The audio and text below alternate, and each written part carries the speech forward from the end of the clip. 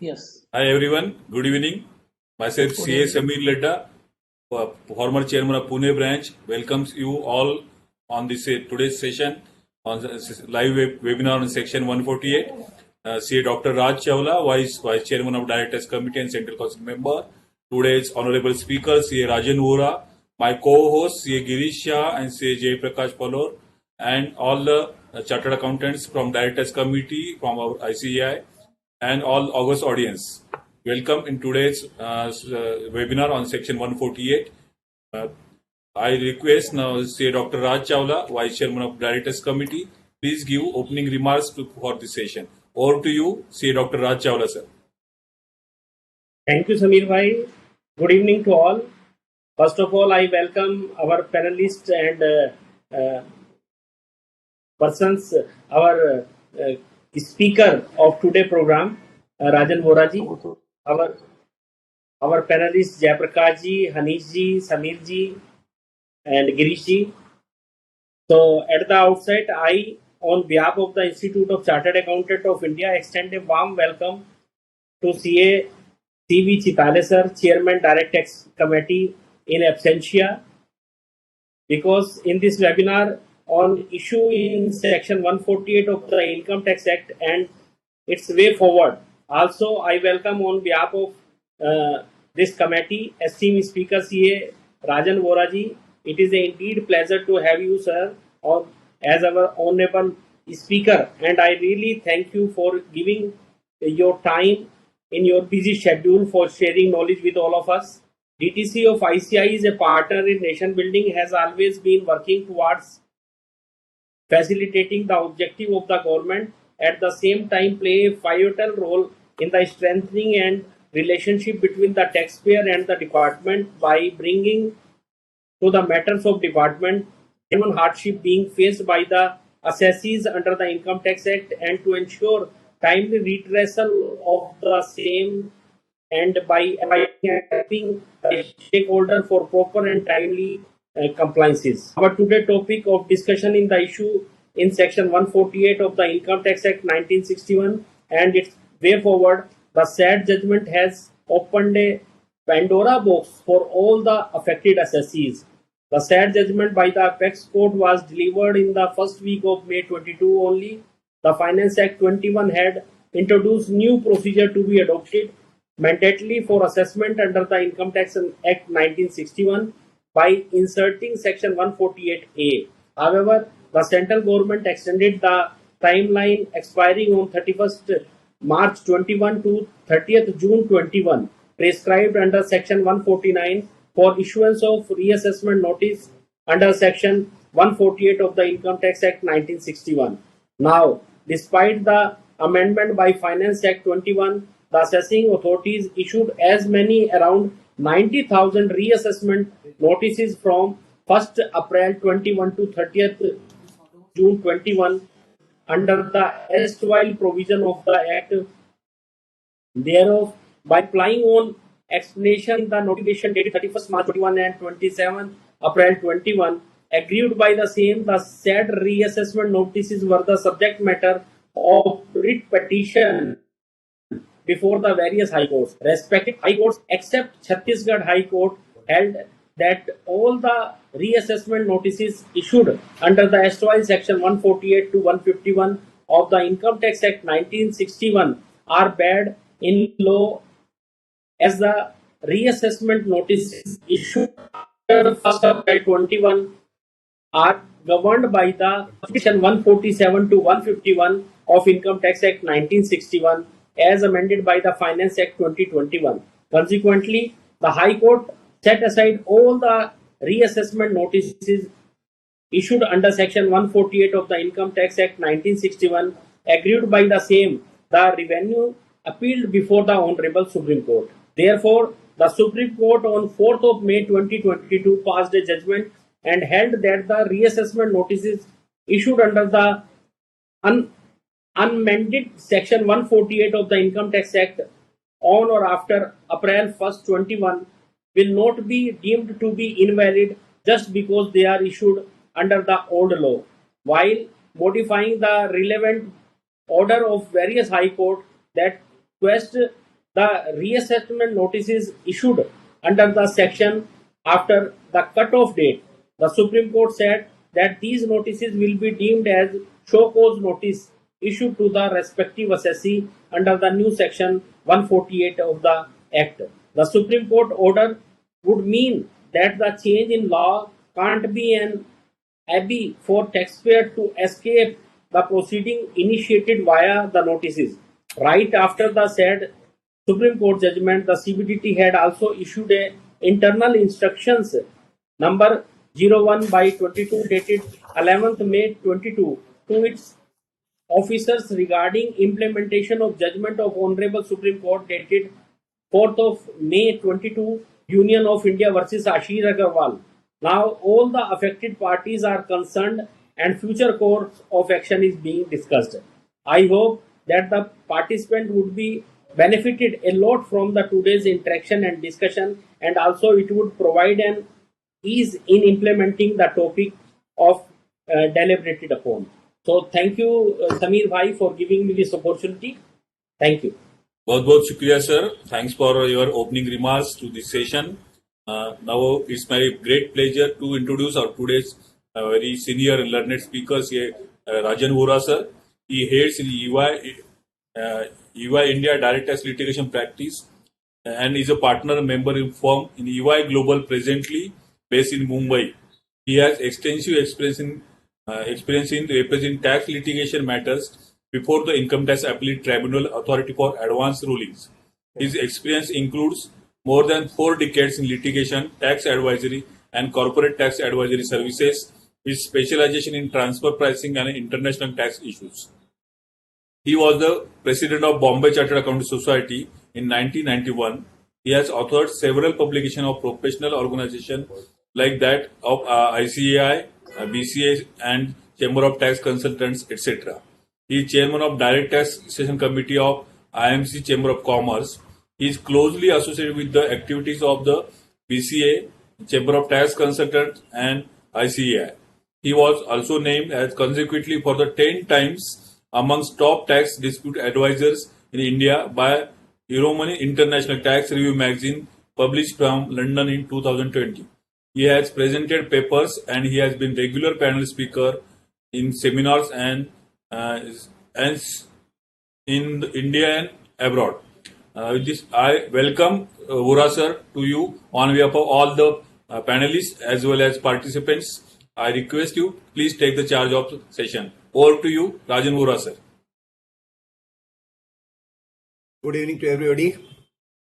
Thank you very much, Raj Chawla ji, Samir Ledda ji, Girish Shah ji, to welcome me and also giving me this opportunity to share my thoughts on the important provisions or important amendments relating to reassessment and also the decision of the Supreme Court in the case of Ashish Agarwal's case, which our Honorable our Vice Chairman said it is a sad decision. We'll reserve our comments till we analyze the judgment, whether it is a good, bad or ugly or sad, whatever observations, we'll keep that for the time being and we'll decide. We also will thank Chandrasekhar Chitle, who is a good friend of ours for last several years. So in absentia, he called me, he's traveling to Pune, so because of which he is not being present for this session today. Thanks also to Shrutika for coordinating with us and getting all this organized, including the technical team for getting this everything webinar organized properly. Friends, it gives a great pleasure to be part of the activities of the Institute, which I am a member for last 47 years. I have been active in many of the committees of the Institute. I also was part of the DTC for a few years and now more active in the International Tax Committee of the Institute. Friends, the topics selected today, earlier Chitle had called me and said that should we do only a session on the Supreme Court decision. So I feel that instead of doing only the analysis of that, it is worthwhile to discuss the background of these amendments in 21 and 22 and then look to the what is the decision which is rendered by the Supreme Court, which is a law of the land, unless it's reviewed by the Supreme Court themselves. And as Dr. Raji rightly mentioned, it has reversed several decisions of the Supreme High Courts to come to the conclusion that these decisions need to be reversed, and therefore they have permitted all so-called 90,000 cases to be considered as valid, and they were allowed to be proceeded under the new provisions of Section 148A. So we'll come to that provisions a little later, but I think that's the point. The topic becomes very important because as age-old provisions of Section 147 were replaced by the whole new set of provisions by Finance Act 21, with the promise, assurance by the Finance Minister and various authorities that it is a revolutionary provision, and this is for the purpose of simplification and avoiding the prolonged litigation. The Honorable Finance Minister, when she presented the budget, she also said, presently reassessments can be done, assessments can be reopened up to 6 years, and serious fraud cases up to 10 years. As a result, taxpayers have to be under uncertainty for a long period. I therefore propose to reduce the time limit for reopening of assessment to 3 years from present 6 years, and serious tax cases where only there is evidence of concealment of income of 50 lakhs or more in a year can be reassessment be reopened for up to 10 years. Even this reopening can be done only with the approval of Principal Chief Commissioner, highest level of Income Tax Department. Now, look at this provision, the way these were introduced in 2021. And as Dr. Rajji rightly mentioned, these were sought to be clarified by the instructions of 11th December 21. And we'll touch upon that with little later, but so the clarification. Now look at the way the CBDT has interpreted those provisions, and the instructions have been given to the tax officials as to how they should do the reassessment proceedings, how they should conduct the reassessment proceedings. Before we get into what are the further amendments made in 2022, or before even allowing these new provisions to be settled down, further set of amendments have been made by the Finance Act 22 on 1st of February 22. That has virtually negated what has been said by the Finance Minister in her budget speech, and which I will touch upon how that her statement made in the Parliament has been reversed or virtually overturned by the subsequent amendments. According to me, there is no mention of her mentioning that these were the provisions I have introduced. Now I am revising the provisions for this reason. Nothing of that nature. Neither explanatory memorandum or memorandum explaining the amendments mentions anything about this, why this has been done. It is quietly done, and they are trying to push through a lot of changes which are done by this 22 amendment. As if that was not sufficient, before we could really settle down with understanding or relearning about 21 provisions, then 22 amendment came. Again, we have to unlearn what was learned earlier and then look to the new provisions of 22. We have one more, what we call it a additional thought for our consideration or for discussion, was Supreme Court decision in case of Ashish Agrawal, as Dr. Raj Chawla ji mentioned, on 4th of May 2022. Now, so we have not only to see what is the implication of 22 amendment or 21 amendment or the Supreme Court decision in the case of Ashish Agrawal, because that's a host of things which we need to look into. This was not sufficient. Then you will find, even to interpret the Supreme Court decision, there was a letter written by IRS officials, which is again part of a public circulation, is not something which is a confidential document, that they had written to CBDT the way they interpreted the Supreme Court decision, and post that CBDT issued instructions to their team, to the field officers, how those Supreme Court has to be interpreted. So we have to really look into whether the instructions issued by CBDT interpreting the provisions of 21, reassessment provisions of 21, as well as the instructions issued by CBDT 11th May 2022 in respect of interpretation of Supreme Court decision, is it really the appropriate way of mentioning or interpreting the provisions, or whether they have appropriately interpreted. Whether Supreme Court's view that this is trying to be settled down the issue by they will struck down the 90,000 cases by their own decision, which will take care of all the decisions. Now, as has been mentioned in earlier, when the 22(1) Act came, there was also time limit prescribed from time to time as to when they can issue the notices for reopening. As we are aware, Taxation Ordinance, what we popularly known as TOLA, extended the time limit for reopening of assessments from time to time, and the final such order was on 29th or 30th of March, extending the date to 30th of June 2021. As if it was not sufficient, assessing officers were hurriedly issued about 90,000 notices. That must be Guinness's world record of fastest way of our government officials or income tax department issuing between April and June 90,000 notices for reopening.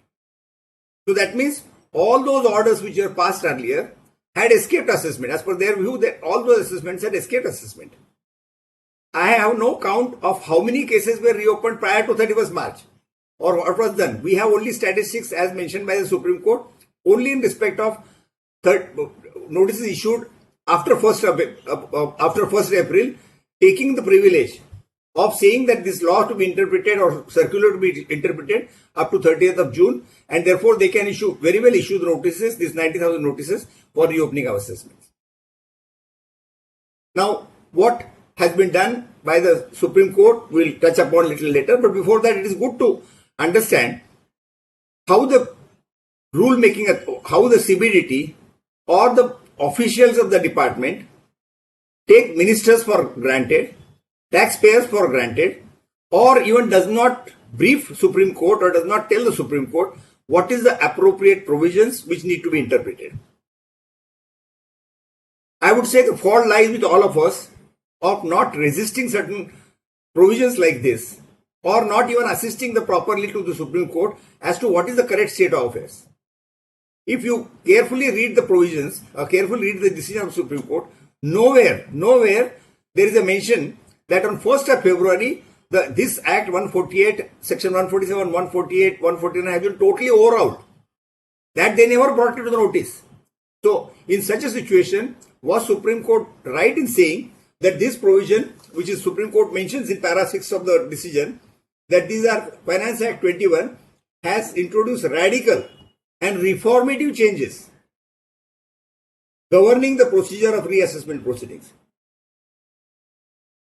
Now, look at these reformist provisions and the way it has been interpreted by the CBDT, which has been circulated to tax officers. So, therefore, this really creates anguish among the taxpayers as honest citizens of the country as to what is it happening.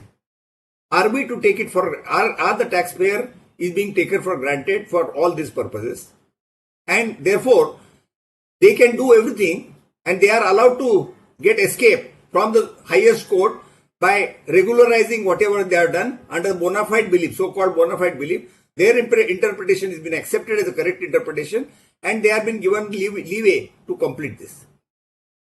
Now, therefore, we as a citizen, I think, has a much bigger role. We as a tax professional has a big role, and we ultimately as members of the Chartered Accountant, which is the highest body, as our chairman, vice chairman mentioned, that is our responsibility to bring to the notice what is something not happening properly and what is going wrong. I think that's a role institute and all of us need to play for the purpose of this correcting whatever is a non-correct things which are happening. Now, with this brief background of the provisions,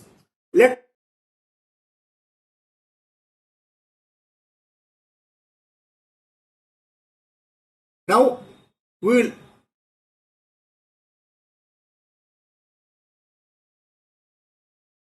let's read the provisions, what were there earlier and what has happened. Earlier provisions relating to 1961 Act were under section 147, 148 and 149.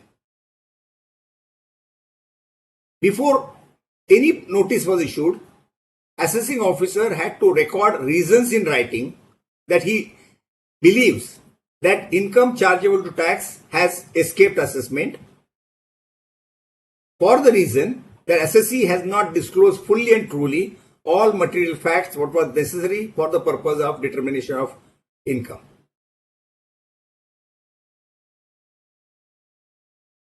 There were several litigations going on, and if we get the total count, according to me 80 to 90% of cases, department had lost the cases because the reasons recorded were not appropriate reasons to justify that there was a failure on the part of the assessee to disclose truly and correctly the returns, correctly the facts of his case.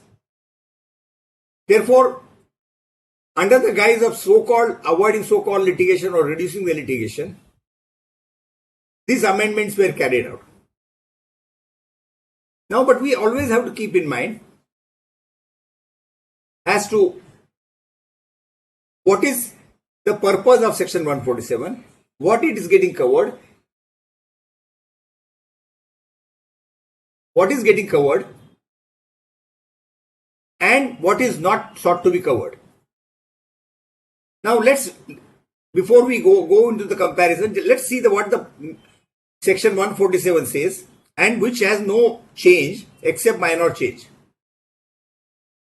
If any income chargeable to tax has escaped assessment,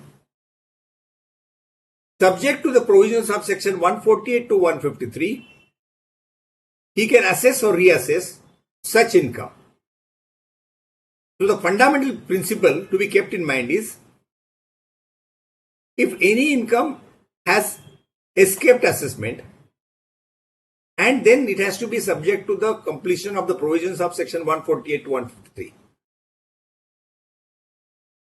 Explanation to section 147 says, once case is validly reopened, any issue which has escaped assessment and such other issues which comes to his notice subsequently during the course of proceedings, in the course of such proceedings, can be also considered in the reassessment.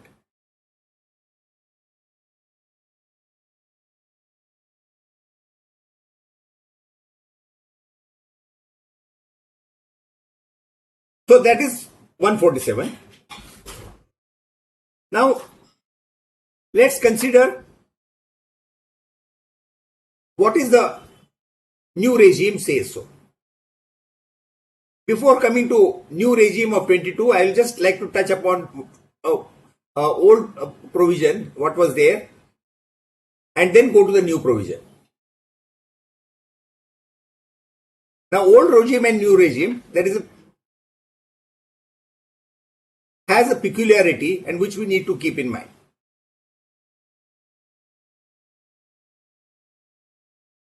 If we see this process flow chart, which is as per amended in section 1 by amendment 22, it says new procedure under section 148A, which is a faceless process. So AO can conduct inquiry if required with the approval of the specified authority. Assessee has to reply within 7 to 30 days or such extended time. And thereafter, AO has to pass an order under section 148D with the superior authority's prior approval within 1 month from the end of the month in which taxpayer has replied. That means before starting of a reassessment, he has to satisfy 148A conditions which are prescribed. If AO decides to reopen, then he goes further and then he issues the notice under 148.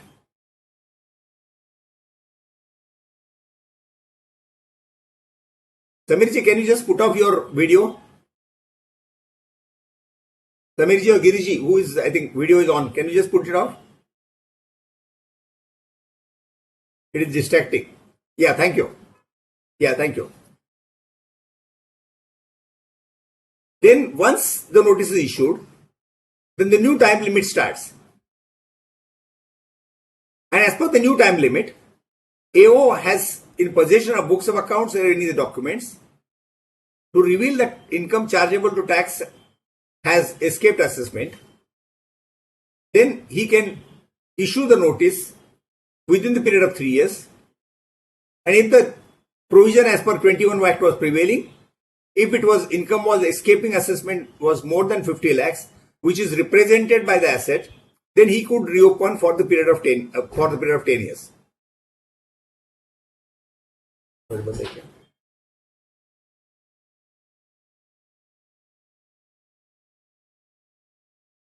So that is the way provisions are. And thereafter he has to proceed with the proceedings. Now, the interesting part is in 22 Act, which will come to a little later. Now, before we go to the detailed provisions of 28 and what was the changes made, I'd like to just touch upon the provisions of section 148, which is very important for this purpose.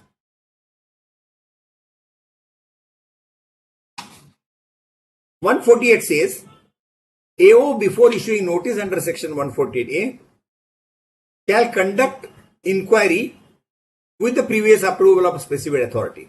So there was 2-layer approvals were required. So that is what is required to be done, which we saw just now. Provide opportunity to show cause why notice under section 148 should not be issued. That was a show cause notice. That was a good provision. Consider the reply received and then decide on the basis of material on the record, including reply received from the SSC, whether it is a fit case to issue notice under section 148. And he has to do it within 1 month's time from the end of the month in which reply is received. So this is 148.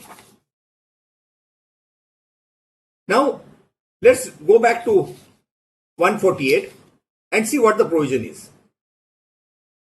Earlier, notices were directly issued.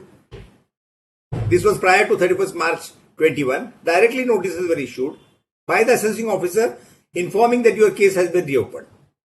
But then if he finds that there is no material, nothing is surviving, then he should drop the proceedings. But proceedings were directly initiated. After the now 21 Act, as we saw, AO is supposed to issue notice under 148A after obtaining necessary approval. The interesting part is, no notice can be issued unless there is a information with the AO that suggests that income chargeable to tax has escaped assessment for the relevant assessment year, and he has also obtained the power approval of specified authority. Why I am emphasizing this again and again is because if you see, Proviso reassures there has to be information in the possession of the AO to suggest that income chargeable has escaped assessment. It is not only on the basis of just belief, but he has to have some concrete information in his possession that has to be seen. Now, interesting part starts from here. Now, what is the information which could be seen by officer to reopen the assessment is prescribed in explanation 1 to section 148. Now, what is information? What I am referring to 21 Act because when we have to deal with Supreme Court decision, we'll touch upon more on the 21 Act. What it says is, any information flagged in case of assessee for the relevant assessment year in accordance with the risk management strategy formulated by the board from time to time. Note the word, any information flagged in the case of assessee for relevant assessment year in accordance with the risk management strategy. This is very, very essential because this has been completely diluted in the later part, which will come to in 22. Will come to that. Second criteria was any final objection. Final objection, note the words, final objection raised by C and AG to the effect that assessment in the case of assessee for relevant assessment year is not in accordance with the provisions of the Act. Now, these are the two important points which we are reading from the screen. Now, what has happened is the whole issue which we need to consider. When the provisions were brought in 21, all of us felt that it has implications and very wide power is given to the assessing officer, even though subject to prior approval of specified authority. But again, as we are all aware, when we are talking about specified authority, approval of specified authority, most of the cases it was the mechanical approvals. We have seen several cases and several cases of the courts wherein it was pointed out to the court that look at the approvals given by the specified authority or higher authority or so-called principal CIT. The order is prepared by the officer on the same page. There is a type by the officer himself that approval is granted and he will barely sign there. If that is the way of mechanical approval is given, how could it be said that this officer, the senior officer, specified authority has applied its mind properly before granting approval, or it is only simple mechanical approval? Now, this was a position which was the situation. Now, let's come to what was the circular of the CBDT under 10/12/2021. Now, the so-called instructions to the subordinate officers deals with various things, and we'll touch upon that particular various things in this case. Before that, we'll also just touch upon explanation 2 to section 148, which deals with more search and seizure cases. What will be the criteria for the reopening of those cases, or what is the information in possession of the officer which could be used by him for the purpose of search seizure, which is specified in the explanation 2, which says in case of assessee, note this word, in case of assessee or third person after 1/4/21, where there is a search or survey and where AO is satisfied with the previous approval of PCIT or CIT, and in case assets seized in the books or documents or information pertains to assessee, then it can be reopened. Now, note the words again and again. It could be search in his own case, survey could be in own case, it could be survey or search in case of third person. That such third person, if there is a name or information or any entry or anything is found or document found with the third person which contains the name or information about the assessee, then this case also could be reopened. Now, let's come to what is it meant by, what is it clarified, or what is the instructions given by CBDT, how to interpret provisions of section 2021, reassessment provision of 2021, and what is it information which is to be considered by them. And interesting part starts from here. As we have seen, as it is available on the screen, there were only two things which meant to cover that what is information available or what is the way he has to find out the information. That is one, it is the information of taxpayer in accordance with the risk management. Important. I will come to that a little later. It has to be flagged information in the case of assessee as per the risk management strategy decided by the CBDT. Second was final audit objection. Final audit objection, not of internal audit, not of a revenue audit, but CAG, Controller and Auditor General of India. Only those two cases were permitted to be reopened. But look at the audacity of the CBDT to interpret these provisions, and what did they say? It says how to do the provisions, how to find out the information, and what is the way risk management strategy to be worked out. It says what is to be done. It talks of uploading on verification report, upload called VRU, functionally on Insight portal. This is what the circular says. When we carefully analyze what is it circular says as to what officers should follow is about the information. I will just narrate the few points out of that circular or instructions to understand what extent department had gone to interpret the provisions or to erase the two provisions. Now what it was? Information from government or law enforcement agencies, from income tax authority, including assessing officer himself. Now, does that mean that there is some information available with the assessing officer which he has not used, what he wants now to use? The second point, information available in FT and TR, government records, FT and TR. Third, information arising from the search and seizure action. Again, whose case not known. Though we have the main explanation itself says that whose case it was to be seen. Information arising out of the order of the court, appellate order, NCLT, or order under section 263 or 264, having impact on the income of the assessee's case or in case of any other assessee. Now, why we are a little disturbed with the circular was all these points were not mentioned or not mentioned in the Income Tax Act section 148 provision. Income Tax Act provision contain only two subclauses. That is in the explanation 1 and 2. And then the explanation 2 talks about search seizure cases.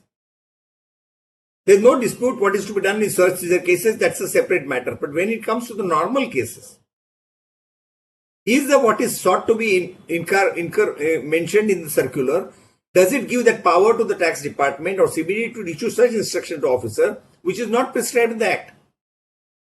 Now, if the Act says you need to see what is the flagged information as per the risk management strategy. Now, if that is the issue, where is the question of all these cases which are elaborated or what is the listed in the instruction? Now, is it permitted? Does it mean that anything which is they feel appropriate, they can put it by our instructions and increase the scope and increase the litigation? Second point, and another interesting point is, says information available as per internal audit. They say internal audit. Now we have seen the provision in the Act says only final audit report of CAG. Now the instruction says even internal audit information is the information available. Now where do you go this?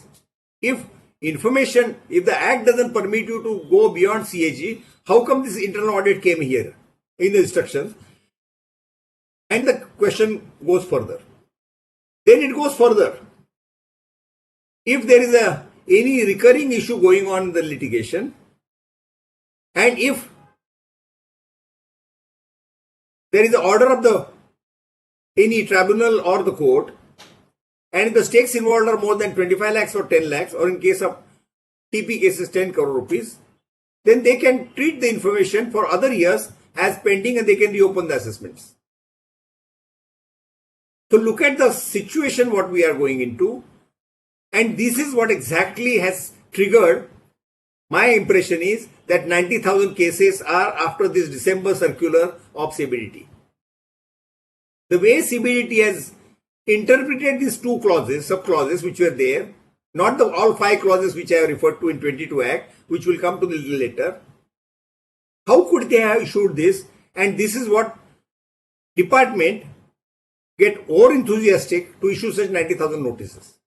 And that again, we are not aware what the notices were issued up to 31st March. As I mentioned, Supreme Court only mentions about the notices issued after 1st of April 2021 to 31st to 30th of June 2021. And that has been regularized by the Supreme Court. Now, if this is the way you interpret the provision, what is the sanctity of the Income Tax Act provisions if you want to rewrite the Act by interpreting or issuing instructions to the officer, please proceed on this, don't worry about what is the Income Tax Act. Is that the way Act could be interpreted? If the Finance Minister says we are here to simplify the law, make the law simpler, how could do this in issue saying that no, don't bother about this, what is mentioned in the Act. You examine all the 6 conditions, and if it is there, you go and issue the notices. And this is also after supposed to be approval of principal CCIT or principal CIT. If that is the situation, is this 90,000 notices have been issued after a due process of law, after the due approvals? As we are aware, even under the old law, prior to 147, there were approvals required to be taken at appropriate level. And beyond 4 years, it had to be approval by commissioner. So, all these cases, how does it work? So, therefore, I am aghast to see how this could happen. Interesting part, again, is in this circular, same instruction. They say, please verify the instructions, please verify this information, particularly for assessment year 15-16 and 18-19, which may require action, immediate action. This is a December 21 instruction. Why 15-16? Because 15-16, 6 years were getting completed, or 6 years were completed by March 22. And why the significance of that proviso, I'll come to a little later. That has a very interesting facets of the matter. And 18-19. Why 18-19? Because 3 years are getting completed by March 22. So, these instructions were issued in December 21 to the all officer. Please check the 15-16 assessment records, 18-19 records, and find out on the basis of their interpretation of the Income Tax Act, as they did 148, with this all the 6 or 7 parameters, and if you find that there is information that these cases need to be reopened, please reopen the cases. Now, this is exactly what has happened, which led to several cases being filed challenging.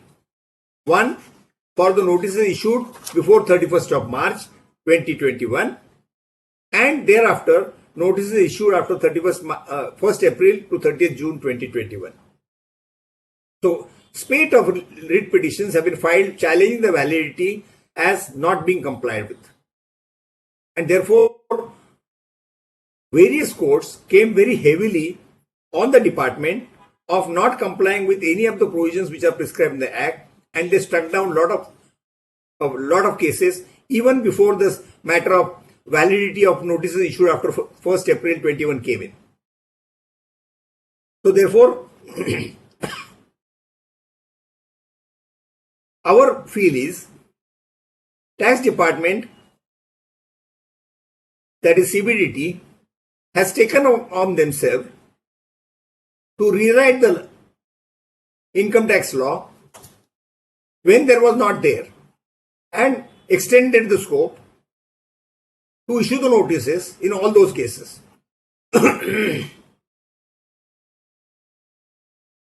Now, is it for simplification of law? Is it for the purpose of reducing the litigation? You can't extend by the instruction, please look into this and issue the notice of the country, honest citizen of the country, that I am protecting your interest by reducing the powers of the officer to issue the cases, reopen the cases for so many years. he will have only limited option to reopen when he can reopen. That is only these two criteria. One is flagged information as per the risk management strategy, or final audit objection of CAG. That is given go by. Now that has been brought in, 5 conditions have been brought in, which I would like to read, and which is what is problem. And this is what, when we compare the circular of 21, instruction of 21, vis-a-vis this provision, we find that most of the points what are mentioned in the instructions have been brought in by of the Act. Now, is it that it has been shown to the finance minister that this is what was there last year? This is a promise we have made to the nation. This is the promise made to the taxpayer. However, we are giving go by to all this, and we are extending the scope for what is meant by information by incorporating the 5 clauses. Always I just feel very interesting to hear some of the bureaucrats, very senior bureaucrats. Recently, one of the seminar, I was in the on the panel wherein Montek Singh Ahluwalia, which most of you must be aware, he was a former deputy chairman of the Planning Commission, so-called now Niti Aayog. Planning Commission was also dais. I was mentioning about several retrospective amendments, retroactive amendments made, because finance minister has been every time saying that we are not doing any retroactive. We pointed out, then I was pointing out to the on the seminar that 80% of last year's amendment were retroactive amendments. Retroactive in the when you pass the provision on 1st of February 21 or 22 with retrospective effect from 1st April of last year, that is 21. Provision gets passed in the month of March 2022, but effective from 1st April 21. So I was pointing out, if you look at the way, we have several criticisms made earlier in respect of the amendments made in Vodafone amendment were 2012 amendments, which was heavily criticized. Government got severely humiliated, and finally they had to withdraw that. After 10 years, they had to withdraw those retrospective amendments. I said, that is the fate of the cases. Then why is the government doing, in the pretext of saying that we will not carry out any retrospective amendment, why they are doing this amendment again? So, as I said, 80% of the amendments of last 2 years have been retroactive amendments. They are saying they're not retrospective but retroactive. In a way, it goes back to the 1 year. So when the transactions of that are completed, suppose I have carried out the transaction between 1st April 2021 to 31st March 22, when the Act was of 21 Act, now 22 Act says, no, I am changing the law from 1st April 21. So that means after my transactions business is over of that year, you amend the law from earlier date, which is called retroactive. So Montek Singh laughingly said, he said that is the secret which we learned from Britishers. He says, when we have to take permission of the, because theoretically we have to show everything to the finance minister before she presents the budget in the parliament, or before she moves, or he or she moves the amendment to the finance act. So what is a finance bill? So what he said is, we go and show only limited information to them, and generally they don't have time, neither they will be have that grasp to understand what the changes are being proposed by, and we quietly say that yes, this is the 5 amendments we are moving, and this is one amendment. They will show one amendment. By the time they go through the second, third, finance minister will not have time, neither patience to go through all this technicalities. They say, okay, you have seen it properly, yes, fine, go ahead and do it. Exactly same thing has happened this year. That is why you will find when this amendment was made in 148, which was the fundamental for last year, fundamental principle for the last year, has been completely given go by. So that is exactly, therefore you don't find any mention of these amendments in the finance minister's speech of this year. Probably she was not even briefed. This is what is the changes we are fundamentally we are changing the all what you promised last year, and this is what exactly has happened. Now let's look to the what is done. Now information risk management strategy. Earlier it was a flagged information. I am saying why the flagged information has very essential criteria. Welcome, Shekhar. Welcome to the. Thank you. You seem to be airport only, still in the airport. Yeah, I am hopping. I am at Kolkata. I'll be leaving soon. Welcome. Please continue. Yeah. Thank you. What was earlier meant to be was to be flagged information. What does that mean, flagged? Flagged information in case of assessee. So it has to be that the information, which is risk management strategy information, which is available to that CBDT, has to be flagged in the case of assessee. So the name or information has to be linked to the assessee's case, which leads to the escapement of income. Let's take a few cases. What could become the flag? Suppose there is a case of a bogus purchases cases, which is what has been talked by officials of the CBDT, bogus purchase cases. Then there is a bogus share cases, where the bogus share transactions have been carried out and where the capital gains income has been booked. To those cases. In that case, they will announce that this is the company which is a bogus company and these are the shareholders in which your name as a flagged person will be there. Similarly, in case of bogus purchases cases, they will announce the name of the purchaser and seller where your names will be there. And that's called flagged information. And flagged in the case of assessee. That is what is important, flagged in the case of assessee. Now, what is the change made? Look at this. Information in the taxpayer's case for assessment year accordance with the risk management strategy formulated by CBDT. Now, what do we mean out of this? What do we inform for this? Your name did not be connected to this. If there is any information saying that some bogus purchases cases are happening, and if there is somebody name is already flagged in, and he says, I have sold some shares, purchases from that person, or I have bought the shares of that company, all those cases will get linked to as per this information strategy. Your name need not be flagged because that is gone now. Now, second case, second amendment. Any audit objection in the case of assessee. Now, note the difference in the word. Earlier, it was a final audit objection issued by CNAG. Those who are, at least most of us are familiar how the departmental audit takes place. It has a series of steps to be taken. There could be internal audit, there could be revenue audit, there could be CAG audit. And what is final CAG audit is, after back and forth of queries raised by this audit, replies given by the department, replies given by assessee, and once they formulate, no, this is the transaction which has escaped assessment, then they will flag they will make that as a final audit objection, which goes right up to the parliament. Final audit objection of CAG goes up to final there.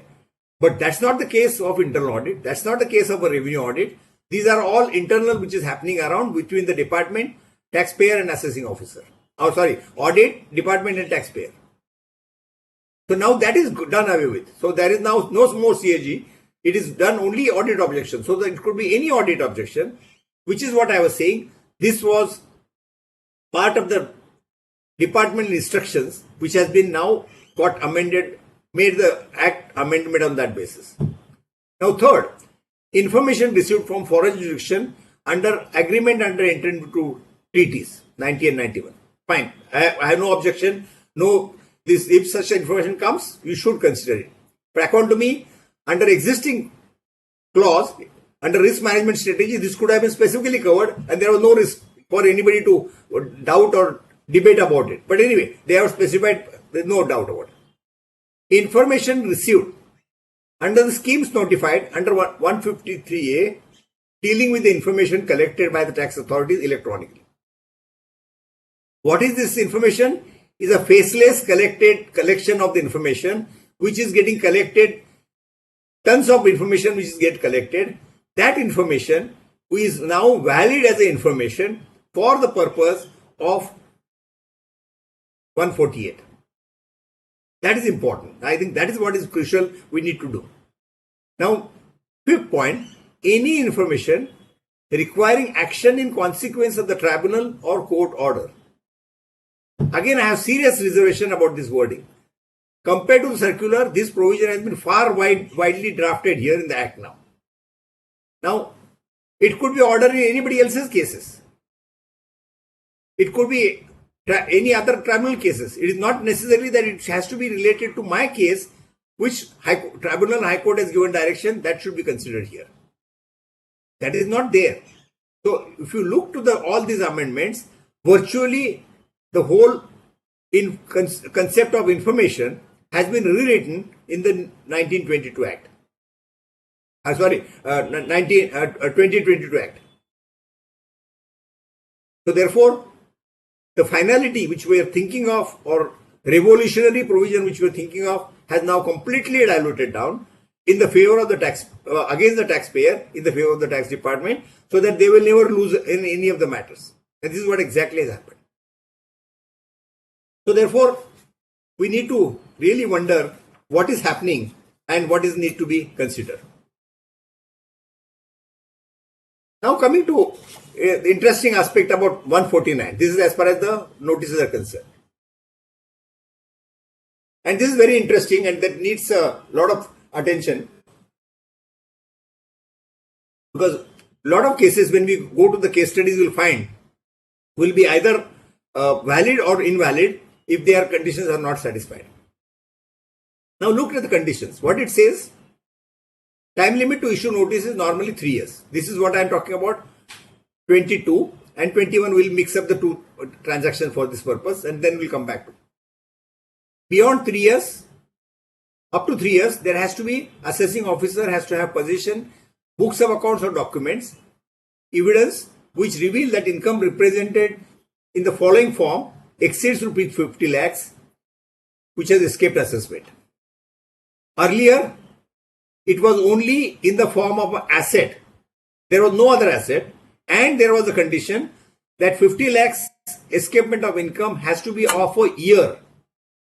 And that now has been changed in a different way. Now what it says, up to 3 years, anyway, you can reopen any cases if you have the information as per the extended definition of 148. And now what is included, not only in the form of asset, but expenditure in relation to the transaction, expenditure in relation to the event or occasion, or entry or entries in the books of accounts. Again, there, if the income escape assessment is more than one previous year, notice shall be issued for each of the assessment year. Now let's the case that has a very interesting significance I will just touch upon.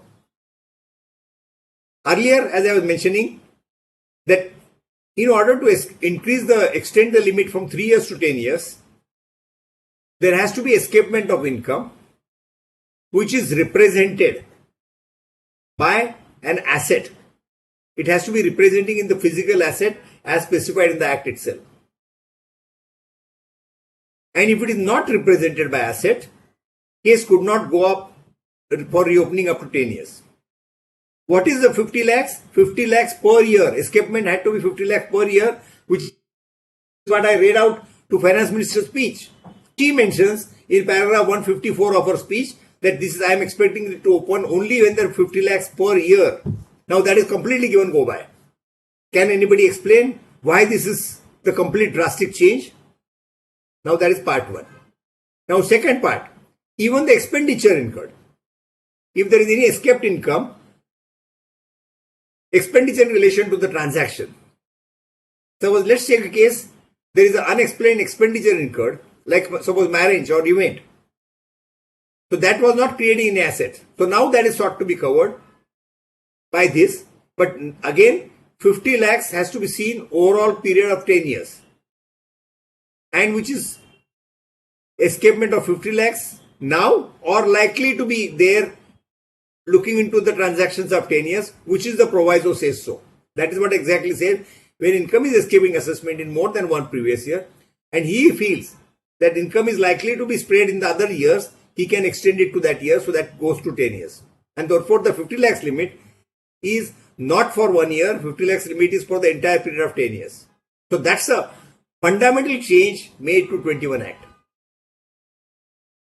So therefore, scope extended to such a wide extent by two amendments. One is 148 amendment, which I reasons for collecting information or basis of information is extended considerably, and the scope of extending the case to 3 years to 10 years has been completely overhauled and so possibly, according to me, each and every case which they see that there is an escapement of income will get covered in this. Because he has only to establish that is only likely to exceed 50 lakhs. He doesn't have to establish there is 50 lakhs. Earlier the condition was he had to establish for 1 year. Now it is not so. Now he has a proviso available. It is likely to exceed. So he has very well essentially he can go ahead of anything what he can do and reopen the cases. So with all due respect to the Supreme Court with a passionate appeal, and I have heard from those who appeared in the cases, very passionate appeal made to the judges to look at this. If you invalidate these notices, 90,000 cases will go scot-free and huge amount of income which is escaped assessment will go scot-free, and which is what is reproduced in the Supreme Court's decision. Look at the audacity of the persons who are arguing before the court and supposed to be assisting court or guide the court. Is it a way to assist the court? Tell them what is the amendment made in 22, because that will have implications. Virtually everything has been now getting sought to be reversed completely. So-called revolutionary law has been now completely diluted in the favor of the department. So they can do everything what they want to do by this satisfying the conditions which is 148 and 149 and easily. So virtually, contrary to promise given or mentioned by the finance minister that time limit has been reduced, according to me, most of the cases time limit will be increased. Take it from me, time limit will be increased, subject to the certain cases where we will find that 6 years time limit will be kick in, which will come to little later, which is the proviso to 149. So as we discussed, very, very serious implications are happening by the amendment to 22 to the act which was so-called rational provision to reduce litigation and reduce the power of the taxpayers. That has been completely overhauled by 22, by whatever their officers felt that there were difficulties faced by them to reopen. That has all been amended, and which was the instructions which is now been made legislated in the form of amendment to the Act, which according to me is very, very bad for the taxpayers, bad for the country, and for the what we call it ease of doing business or non-adversarial tax regime. How is it ease of doing business? What is the non-adversarial? You are keeping everything instead of 6 years now, you are going to reopen the cases for 10 years and keeping hanging sword on my head that what some transaction they will find in year X year, then there is no, according to me, it is likely to increase more than 50 lakhs rupees, so I can go up to 10 years. Which is what is the cause of worry and uncertainty what is going to create in the taxpayers' minds.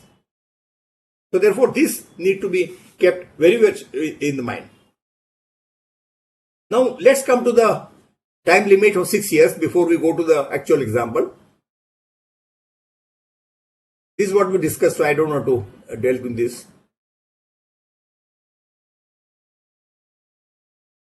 We'll come back to this slide a little earlier.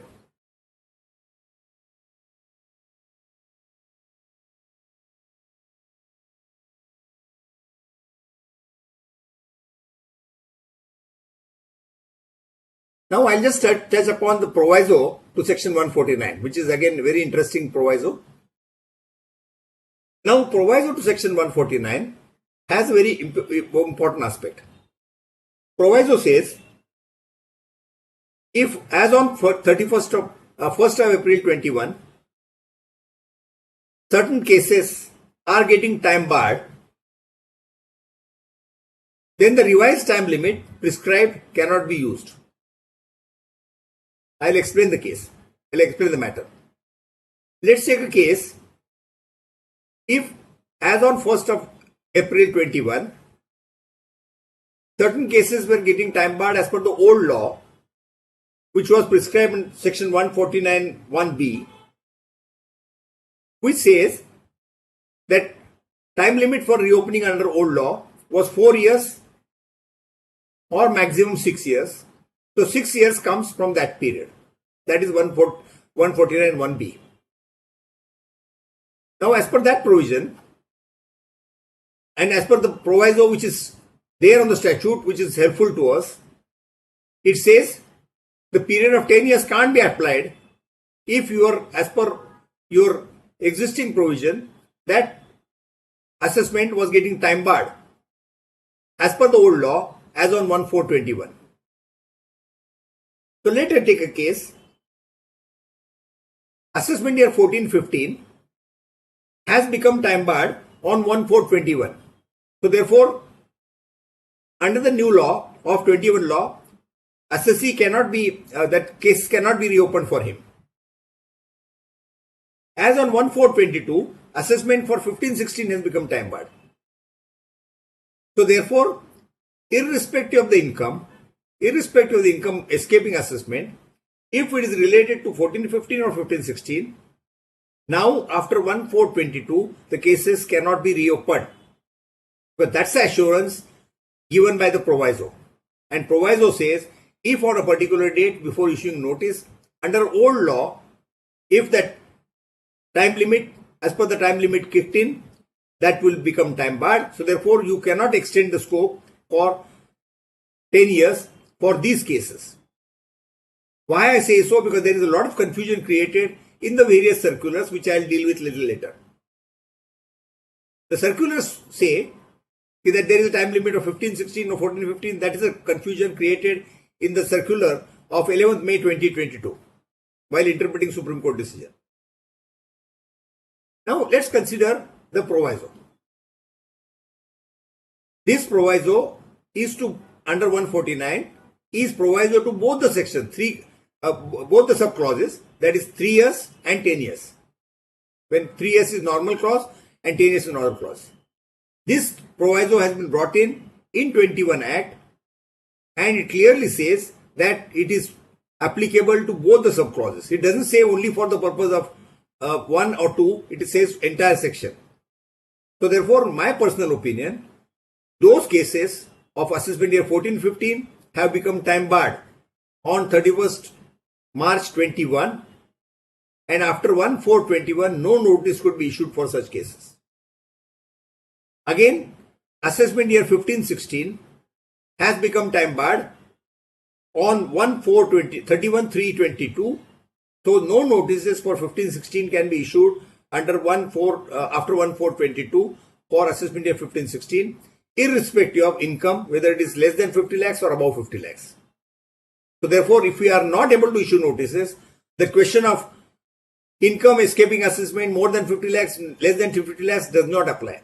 All those you can do, department can do, is only for the period of 6 years, and that's the upper limit. Because if that some case is becoming time barred earlier years, they have the time limit to do everything for future.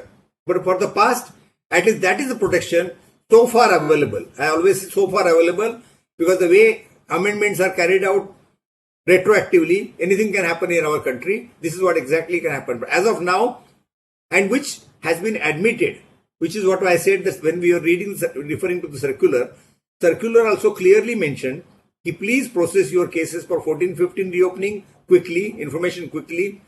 For 18-19 again, do it quickly, because then once the cases get time barred, you will not be able to use this amended provision also. Even though 22 Act has given some more liberalization to them, according to me, this proviso has not been disturbed. Therefore, 15-16 cases as of 31st March 22 have become time barred, and then nothing can be done, even though income more than 50 lakhs has escaped assessment. Another interesting point to be kept in mind is, if you recollect, under old law, in case of a non-resident, in case of a resident having overseas income or overseas assets, then the cases could be reopened up to 16 years. That provision has been completely deleted. So therefore, irrespective of whatever is the income found out in the foreign country of a resident in India, that cases cannot be reopened for 16 years, but it can be reopened only up to 6 years or 10 years or 3 years, depending upon where we fall, whether we fall in main explanation 149, or we fall in explanation the proviso to section 149, and whether we will get out in 6 years' time. So therefore, that's a silver lining of this, at least for the overseas assets. That's the silver lining which is available to us. Therefore, we need to be very careful. We need to be very agile to find out notice is for what period, notice is what is the contents mentioned in notice, have they given opportunity to you to explain the matter as per section 148A, and have they given the opportunity to you to respond, and after considering that, have they reopened the case after the submission of my reply within the period of 30 days from the end of the month in which the notice is issued. Reply has been filed back. So, therefore, the protection which is there need to be carefully looked into so as to ensure that rampant reopening does not happen and you don't get victimized for that purpose. Therefore, you need to be extra careful, and particularly since many of our friends are from the Mofussil area, like Nanded and Solapur and Pune and everywhere. I won't call Pune as a Mofussil area, but there are many other smaller places in the, at least Maharashtra I am aware, other places also must be there, where this type of rampant actions have been taken by the tax officials, which many times gets unattended by our consultants properly or their local ITBs properly. Therefore, it is the responsibility of the educated class like chartered accountants to guide them properly to see that these are the implications of this Amendment Act. Therefore, we need to be very, very cautious, very, very clear that these are the provisions we need to be carefully looked into on the time barring cases. Now I'll come to, before I go to the Supreme Court decision, the two circulars. Sorry, I will touch upon the circulars only when we come to Supreme Court decision. But I'm saying all of you need to read the circular of December 11 in the context of which I referred to, and that has a very interesting aspect which you need to keep in mind. So therefore, keeping this in mind, what we have discussed just now is reopening of the cases need to be very, very carefully seen, as whether it is as per 21 Act or whether it is 22 Act. Fortunately for 22 Act, there are not many, 22 Act of 148 and 149 are not retrospective and they are prospective. So therefore, any amendments which are made in 22 Act will not have a retrospective or clarificatory or clarificatory implication, and those explanations or extension of scope which is done in 22 Act will not apply to the cases reopened as per 21 Act. So therefore, that is between 1/4/21 to 31st/3/22, that will not apply because new provisions are becoming applicable only from 1/4/22. So therefore, whatever extended scope what we read in the 148, whatever extended scope we see on 149, it is only for the prospective and not for the retrospective cases what is there. With this, I will now move to the Supreme Court decision, and then we will come back to, if need be, as to what are the implications of this mix-up of these two provisions, 21 and 22. This I am not going through. You can go through at leisure. There are lots of issues and points have been raised, which we'll deal with when we do the case study once we finish Supreme Court analysis of the Supreme Court decision. Because that is the interesting part of Supreme Court, and implications of Supreme Court decision are far-reaching, so we need to look into. Now, this is an interesting case of Ashish Agarwal. As in the beginning I was referring to, that reopening was triggered from December 21 after CBDT gave instructions to their officers, please verify all the information, whether there is an escapement of income, and as I mentioned in more in detail, much elaborately than what was there in the section itself, and informed their officers, guided their officers to start processing and reopening the cases. Again, as I said, we don't have statistics available as to what are the number of cases reopened between December and March 21, which were supposed to be under the old Act, because the new Act came into force only from 1/4/21. So therefore, under the old provisions of 147, all these notices had to be issued. When the notices were issued under the old Act, they had to satisfy the conditions of reason to believe, reasons recorded in writing, and there is a failure on the part of the taxpayer to disclose his income fully and truly. If that is the situation, then notice is issued during this period up to March 21, that is, whether those notices were valid or not valid had to be tested under the old law. The new notices under TOLA have been issued after 1st of April 21, but before 30th of June 21, under the bona fide belief of the so-called bona fide belief of the tax officers that they had extended time to issue the notices. There were a host of litigations filed. As per assessing officers, they had a time to issue these notices, so they have got extension of time to issue the notices up to 30th of June 21 in respect of the old assessments as per old section 147. Keep this in mind. So they had to issue notices, satisfy the test mentioned under the old law up to 31st March 21, because new act triggered only from 1/4/21. But they took a privilege, they took a whatever calculated risk or bona fide belief and issued the notices. And as per Supreme Court's calculation, there are 90,000 cases. Notices were issued after 1st April 21 up to 30th June 21. And all those cases were supposed to be under old act, under the old law. All these notices, and at least the Supreme Court order says, out of which 9,000 cases were filed in various courts.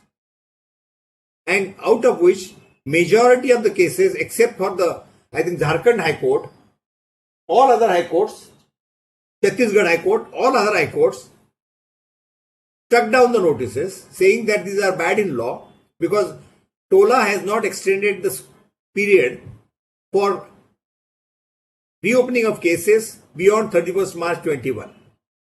If it is a reopening had to be done, you have to issue notice before 31st March 21. So matter came up before various high courts and high courts struck down the notice. The interesting part, what all these courts have said is interesting to read.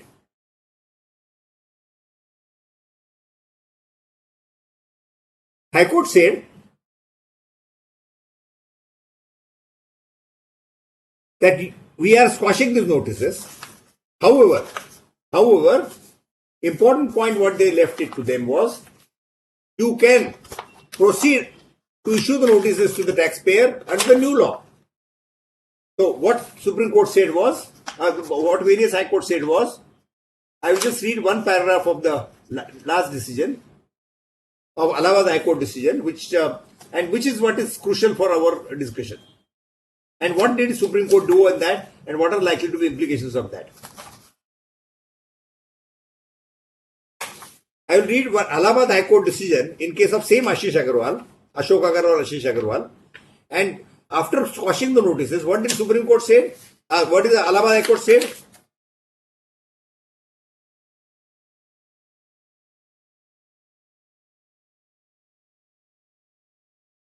In view of the above, all writ petitions must succeed and allowed. It is declared that the ordinance enabling the TOLA enforced on 1/4 as enforced with effect from 1/4/21 are not conflicted.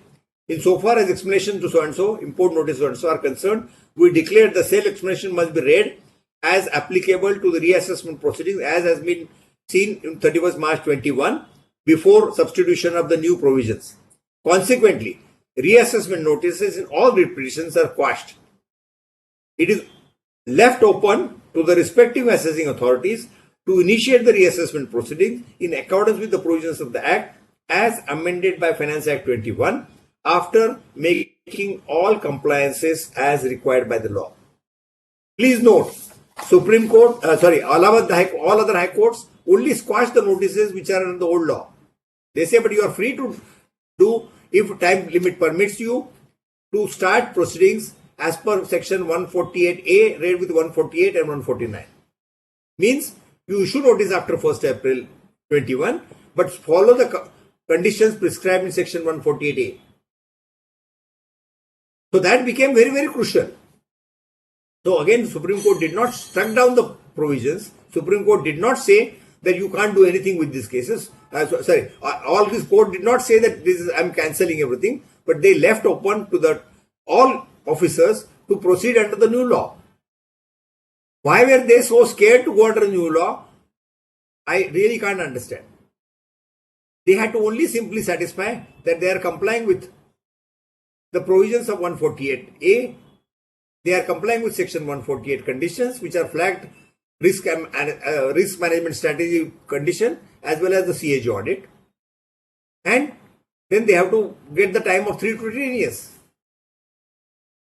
I do not know what was so much scare for the department and why was the Revenue Council made so passionate appeal to the Supreme Court. Look at this, 90,000 cases are getting out of our hands, which were issued between April and June. Therefore, please permit us to do something. And then the Supreme Court got, I think, with passionate appeal that so much lakhs of crores of rupees revenue is getting lost. Supreme Court must have felt that as per the representation made by the department or department council, this is what has happened. So they permitted. Now, what the Supreme Court do is a very interesting part. Now, Supreme Court says, and which is interesting to read, and the way Supreme Court says, to strike a balance on the rights of the revenue as well as respective assessees because of bona fide belief of officers of the revenue issuing 90,000 such notices, revenue may not suffer as ultimately it is public exchequer which would suffer. Keep that in mind, wordings, very important wording. Now, if it has done so by modifying the judgment of the order passed by Allahabad High Court as under, wise also extending the applicability of Pan-India, its application to Pan-India for all writ petitions pending of the High Court as on the under Article 142. As all of us are aware, Article 142 gives a very, very extended power to the Supreme Court to enforce certain decisions all over India on its own. Now, only one condition which we need to read, 148, and what circumstances Supreme Court has extended this for any other tax matters. It says, Supreme Court in exercise of jurisdiction may pass such decree. I am reading Article 142 of the Constitution. Supreme Court in exercise of the jurisdiction may pass such decree or make such order as is necessary for doing complete justice in any cause or matter pending before it, and may decree so passed or made shall be enforceable throughout the territory of India in such manner as may be prescribed by or under the law made by the Parliament, and until the provisions of that on behalf of is made in such manner as President may by order preside. Now, such extended power which is given to the Supreme Court has been used for so-called bona fide mistake of the tax by the tax officials to issue the notices before 31st of March 2021. Now, what are the implications? I think let's read the order, the summary of the order, and then go to the implications. I only wonder if there are 90,000 as taxpayers had made such mistake, would they have Supreme Court had the same sympathetic approach for these 90,000 cases? Or is it only because it is the government and ultimately, as Supreme Court says, revenue may not suffer, but ultimately it is a public exchequer which would suffer. Now, in all this process, and once we finish the analysis of Supreme Court, we will realize the whole litigation, the amount of litigation which is going to happen is not only going to get department any revenue. On the contrary, it will only end up in 100, minimum 2 lakh cases. I am saying double the cases of 90,000 litigation going on, and so many cases going on. Already my junior colleagues is showing that there is already similar writ petitions have started already coming in the various high courts, And one of the cases come before the Rajasthan High Court on 20th, and they have passed an interim order saying that they will hear finally on some 6th of July or something, 4th of July. So therefore, already challenge of implementation of the Supreme Court's order has started. And therefore, it is going to be a huge litigation. But let's understand Supreme Court decision before we see the implications of Supreme Court. The impugned section 148 issued to the respective assessees which were issued under unamended section 148 of the Act, which were subject matter of writ petitions before the various respective high courts, shall be deemed to have been issued. Note this word, shall be deemed to have been issued under section 148 of the Act as substituted by the Finance Act 21 and construed or treated to be show cause notices in terms of section 148AB. The assessing officer within 30 days from the today provide to the respective assessees information and material relied upon by the revenue so that assessee can reply to the show cause notice within 2 weeks thereafter. I'll just read the conclusion and come back to this because there is a lot of things to interpret from this provision. It has a lot of analysis to be done. Subclause 2. Requirement of conducting inquiry, if any, required with the prior approval of a specified authority under section is hereby dispensed with. So there is no prior approval which was required, that has been dispensed with by the order of the Supreme Court with the passionate appeal by the department. Third, assessing officer shall thereafter pass the order under section 148AD in respect of the concerned assessee, thereafter after following the procedure as required in section 148 as substituted. All defences, this is important, all defences which may be available to the assessee, including those available under section 149 of the IT Act, and all rights and contentions which may be available to the concerned assessees and the revenue under the Act of 2021 and in law shall continue to be available. Note this word, the contentions to the assessee and revenue are only as per Finance Act 21 and law shall continue to be, the remedies which are available there shall continue to be available. So 149 has been specifically dealt with, which has a lot of significance which we'll deal with. Now I'll just analyze this 1, 2, 3, 4 paras of the Supreme Court order. First, it says notices issued under the old section 148 will be deemed to be notices issued under 148A and construed or treated as to be show cause notices in terms of section 148AB. Supreme Court does not say, note the words, my impression of the decision is, Supreme Court does not say that all notices will be deemed to be valid notices. Notices have not been validated. Notices only are to be treated as notices issued under the new Act. So the department doesn't have to issue another 90,000 notices. They don't have to go to the procedures.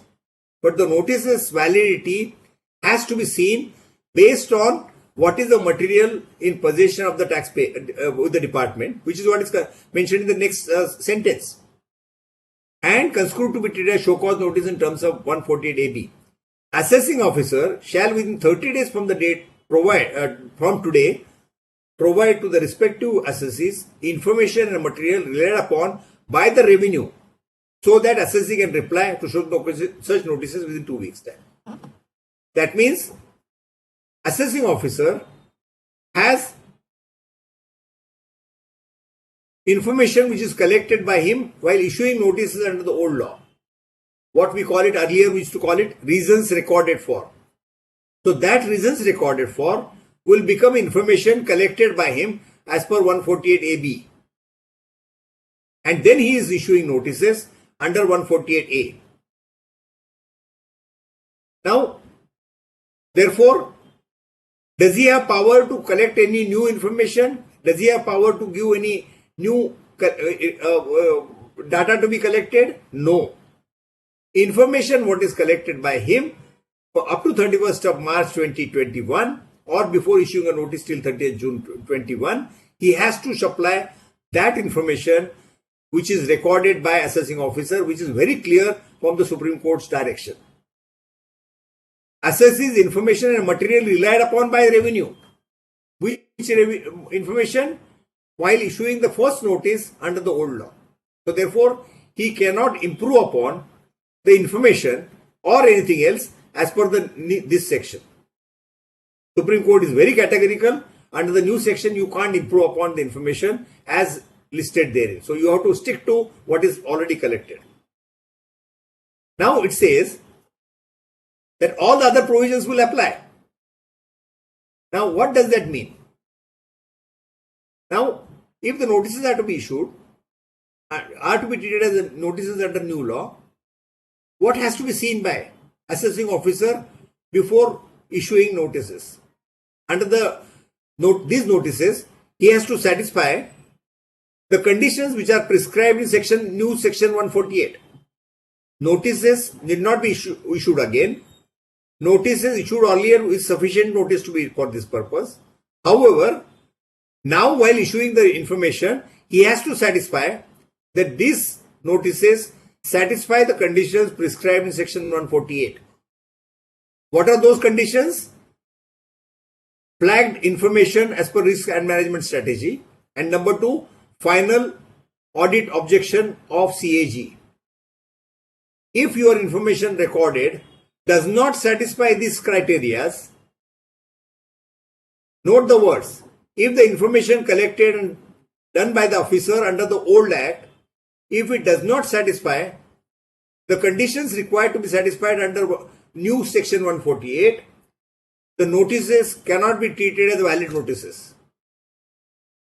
This is very, very important, and all of us must to debate, discuss and understand this provision very clearly.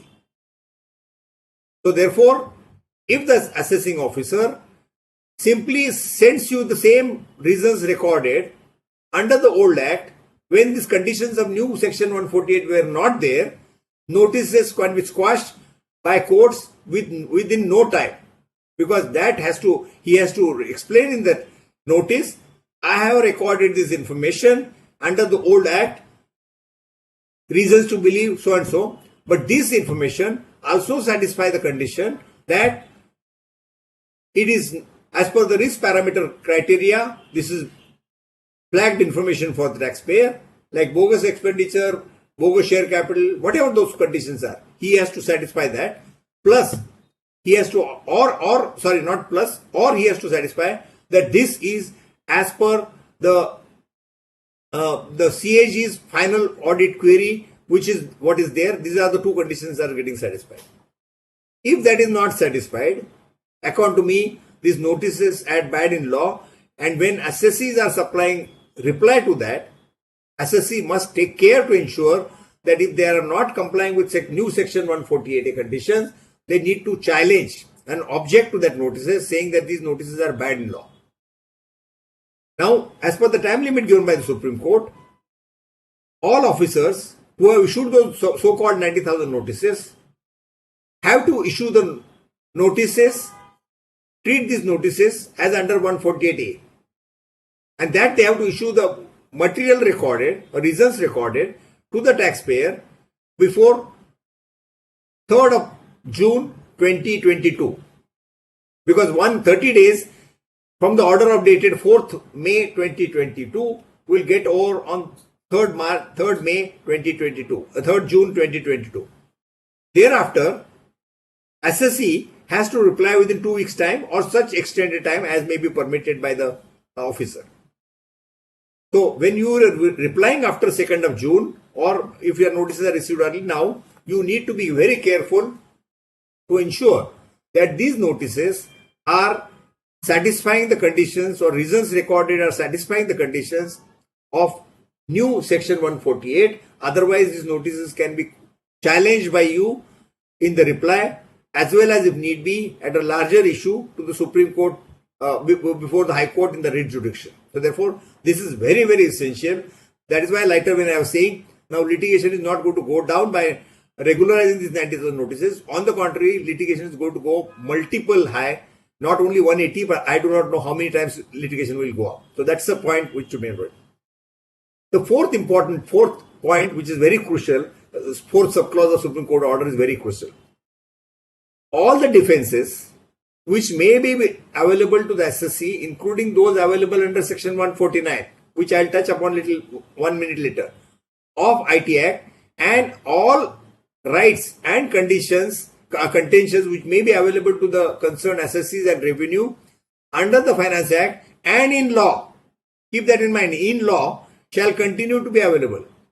So all the arguments which we are making just now, we have to establish that these are as per the law which is prescribed in the 148, 148A and 149, and I have full right to challenge whatever which is not in the pursuance of this law. So therefore, my view is this matter is not going to stop here. It is going to be starting of a litigation after the 3rd of June.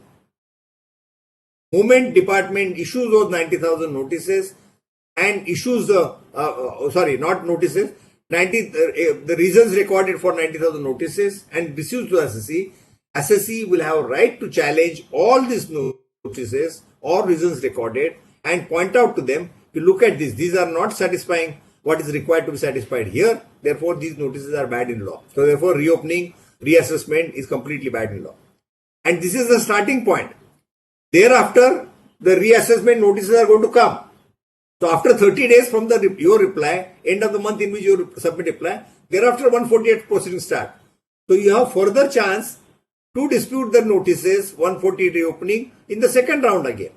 So we are only on the preliminary for validating the notices issued and validating the reasons given to you. On that basis, you challenge first the so-called show cause notice.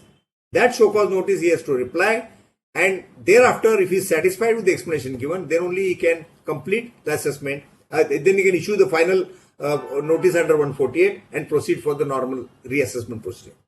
So therefore, this is a very crucial aspect which all of us must keep in mind. Now, Section 149.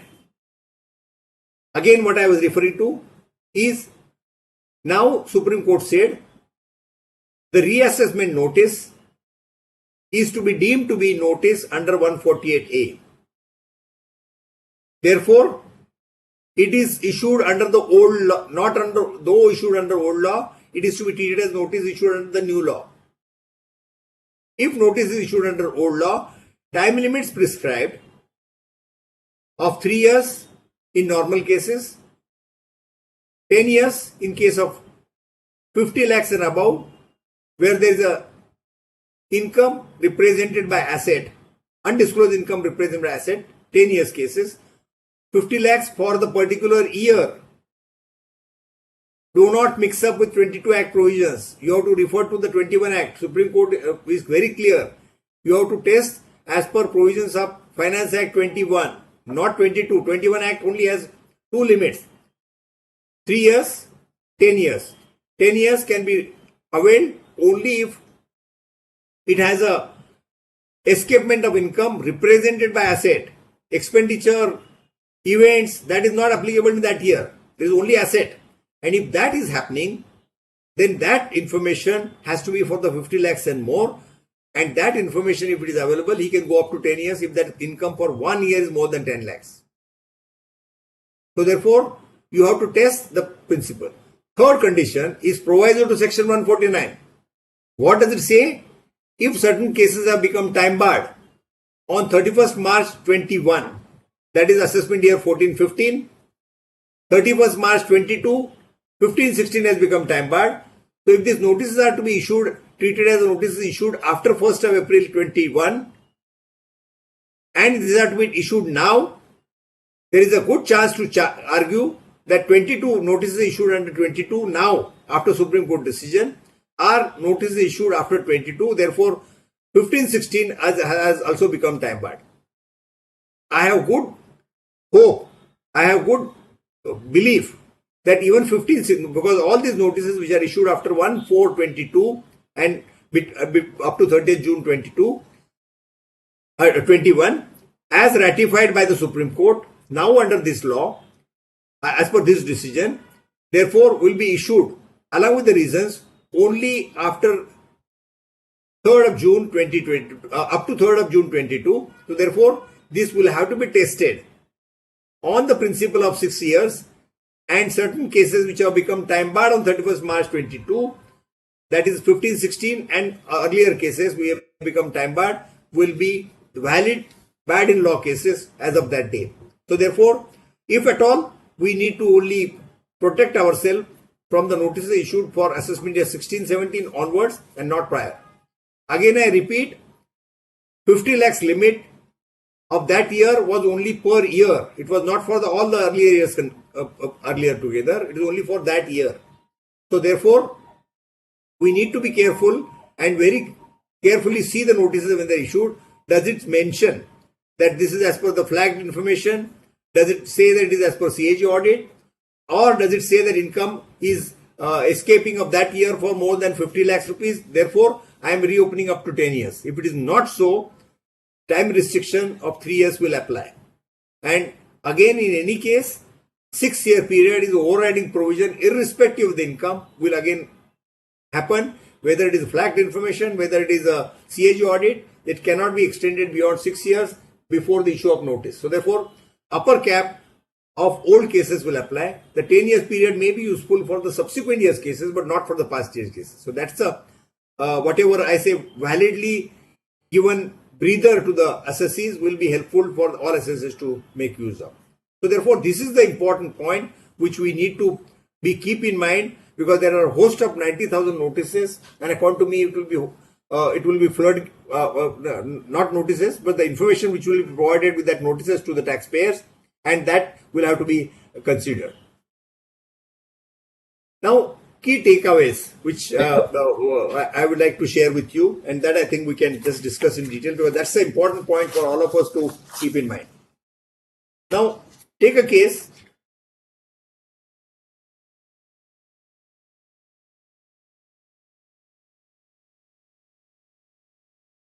Let's go one by one point, and then we have 10 minutes, Samir. Sir, actually, if the question answer session is there, if any queries are there, we are less time in hand. Okay. So what I'll do is I'll just take 2 more minutes just to see the implications, and then we'll invite the questions. Yeah. That's fine, Samir? Yes, sir. Yes, sir. Okay. Okay. So notices issued under 148 issued during the impugned period shall be deemed to be the notice under 150. Whether proceedings should be governed by the provisions of the amended Act 21 or 22. As I clarified, 22 Act cannot be brought in picture because it is not retrospective. Supreme Court is very categorical, that is 21 only. Now, would the assessing officer have to justify the reasons recorded, information recorded, and satisfy the conditions? As I said, yes, conditions need to be satisfied, and that is present. If conditions are not satisfied, what will happen? According to me, notices will become bad in law. One relief provided by revenue is requirement of conduct inquiry after seeking approval from so and so. Whether the inquiry after approval so and so is mandatory or discretionary. According to me, it is mandatory and not discretionary. Then again, the same point which were discussed earlier, so I don't want to repeat. And time limits of 2 weeks can be extended as per the Supreme Court. And then there are defenses available. Income chargeable 50 lakhs and everything, all those points are there. So friends, these are some of the points. I don't want to take your more time. Just as I was pointing out, please have a look at this circular instruction number 2225 dated 10th of December. Very important for us to keep in mind. Then gazetted officers representation made. I think it's one of the finest representation made by gazetted officers to ask for a clarification on the Supreme Court decision, which is very important. Everybody must read this. A lot of things will get cleared. Then there is a second letter of a gazetted officers again, which also has clarified. And then the CBD instructions dated 11th May 22, which is the most confusing, one of the most confusing clarification, so-called clarification or instruction, which only unnecessarily complicates the implications of the Supreme Court decision. And our Vice Chairman was mentioning in the beginning, whether it is a decision is bad, according to say decision is not bad, but the way implementation will happen will be very, very bad and sad. Not bad only, but sad only. And this is a classic case is of the 11th May 22. Friends, thank you very much for giving me this patient hearing and allowing me to study this interesting provisions of Section 148 as well as Supreme Court decision. As mentioned by Samir, the floor is open for questions. If they are relating to reassessment, please reply. Whatever possible, I will reply. Otherwise, I will reply to you later on. It could be there. And for your information, I am requesting the DTC committee to share the slides, what I have shared with everybody whoever wants to share it, so that it could be useful as per your purpose to test the validity of notices which are or information which is going to be received by you, all of you, which are handling cases. Thank you very much. Before question session from CA Girish sir, I acknowledge the presence of Central Council member CA CV Chitesh sir and the chairman of Directors Committee. I think he just landed from the airport. Welcome, sir. Samir, let us proceed with question and answers. Okay. Thanks. So I request CA Girish Shah sir from Solapur, senior chartered accountant from Solapur, to please take the question answer session, sir. Over to Girish sir. Please read questions one by one for Rajan sir. Over to you, Girish sir. Read करना share कर नको read कर just minute thanks all the panelists and Mr. Rajan Horaji for giving me this opportunity. Now I will go through the questions one by one. Question is received notice as per Supreme Court order, but no information provided, just referred in the notice, information enclosed. How to reply? So, Giriji, that reply to your query is, Supreme Court has categorically said information recorded has to be provided within 30 days from the date of Supreme Court order, that is 3rd of June 2022. If it is not provided, that notice is bad in law. Yes. So we'll have to refer, give an answer in that fashion that we'll have to challenge that notice. Absolutely. You have to refer the para of Supreme Court order. As per this para, you are supposed to give this information. It is not there. Till the time notice is not given, notice is bad in law. And if you don't give in 30 days time, that 148-day notice will be bad in law. AY 1415 notice under section 148 was issued on 15/6/21. Now, letter dated 22nd May 22, the AO communicated a copy of audit objection without mentioning whether internal or revenue. As per the audit objection, the source of cash deposit in the bank account was not examined. Please give me your opinion whether notice is valid. As I was clarifying, as of 31st March 21, 1415 has become time barred. So nothing can be done for assessment year 1415, which is clear even from the circular of the department of 11 December 21.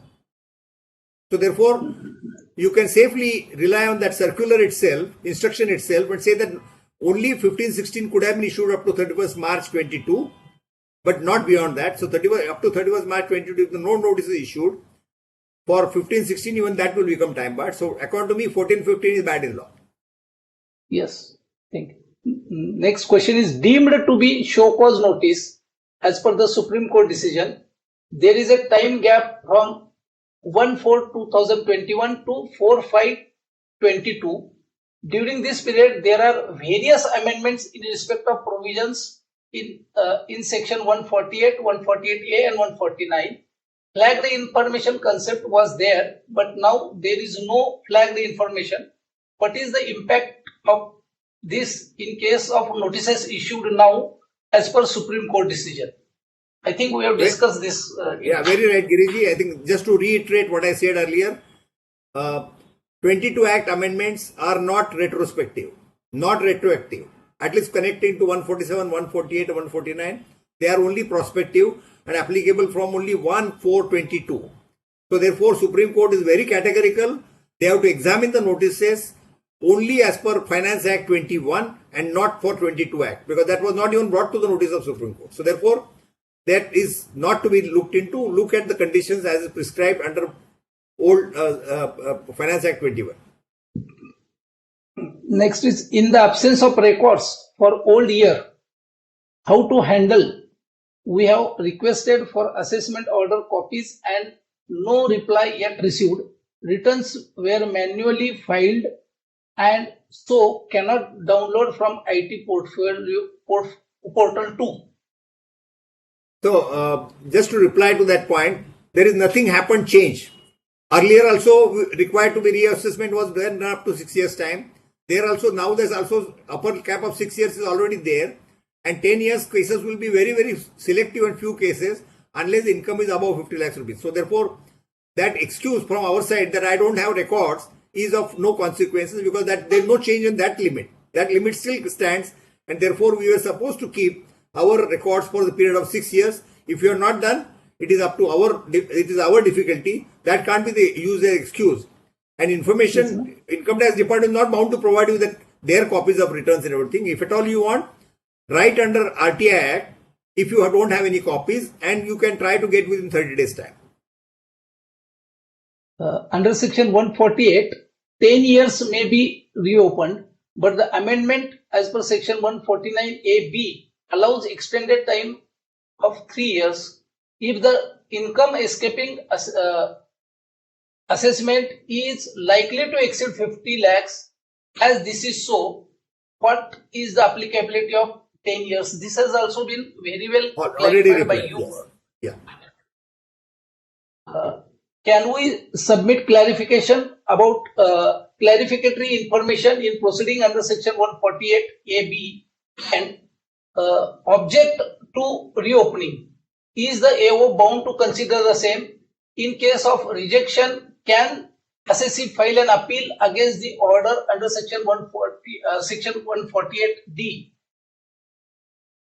So, Giriji, as I was mentioning, whoever raised the query replies, it is two-stage reopening now. It is not one-stage reopening like in past. Yes. So, therefore, he has to complete 148A proceedings first completed.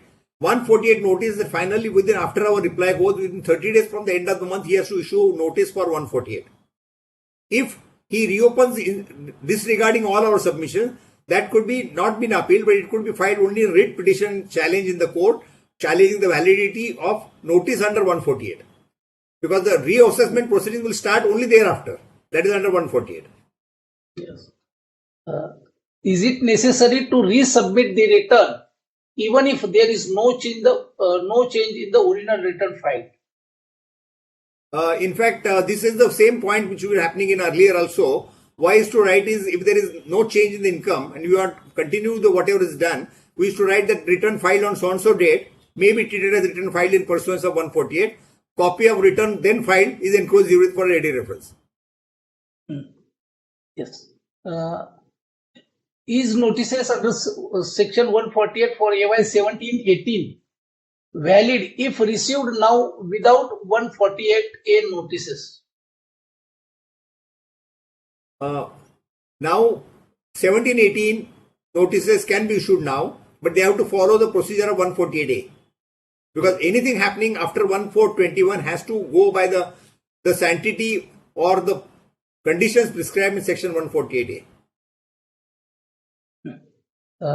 In case no return filed for up to AY 15-16 and the income escaped is below 50 lakhs, jurisdiction will still be failed. As I said, prior to 15-16, nothing can be done now, irrespective of what is the income. Because that's my personal view, and I believe that is the way we should argue. Because I have found some authors or some speakers have taken a view that 15-16 is valid, but my personal view is if notice is not issued before 31st March 22, then these are invalid. But if it is issued before 22, 15-16 notice is valid. In case of AY 15-16, 6 years can be reopened. The time limit would end on 31/3/2021. The notice to reopen the same has been issued post 1/4/2022. What will be the fate of reopening? What are the remedies? I think this has also been very well clarified by you. Bad in law. Yeah, bad in law. What is the impact of profit declared by the assessee in the return? In the return is alleged by the AO that the profit entry is accommodation entry from broker. Therefore, income has escaped the assessment. But ignoring the profit entry, the result would be negative profit, what is the tax impact? No, so I think these are two specific questions. I think let us restrict to more general questions, because this is again Yes, question is yes, here, yes. assessment here. Okay. Assessment here and everything has to be seen, then we can reply to the Yes. query. Yes. In case of a lady has deposited 5 lakhs, 2,60,000 in one day and 2,40,000 next day in cash, and other credits are checks. Her son, who has purchased the properties worth 1.25 crores during that year on her name, she is a citizen of Canada. He is a citizen of Canada. She has not filed a return for the said AY 1780 due to no income. Rupees 5 lakhs were the thrift saving realized in that period and deposited the same in bank. Now my question is, she have to offer the cash as income, or can we tell the same as thrift saving realized during the year? I think this is also a personal question. So we need For that you have to go to Girish Bhai, and Girish Bhai will answer the queries in each chamber. Okay. After payment of yes. fees. In one case, during the course of 148 assessment proceedings for AY 1617, the learned income tax officer, faceless, failed to pass any final assessment order under section 147 by 31/3/2022, which was the last date for completing the assessment as against the notice issued on 30th March 2020. Now the jurisdictional income tax officer is saying he will again issue fresh notice under section 148 on the same issue, as the last date is 31/3/2023 for AY 1617. Is the income tax officer authorized to issue notice under section 148 two times on the same subject? There are decisions of the courts. If you have issued 148 notice and if you have not processed and you have not taken any action, question is, can you issue the separate notice to revalidate the old notice? The courts have said no. If you have issued the notice under 148 and those notices have not been processed, then you can't proceed again.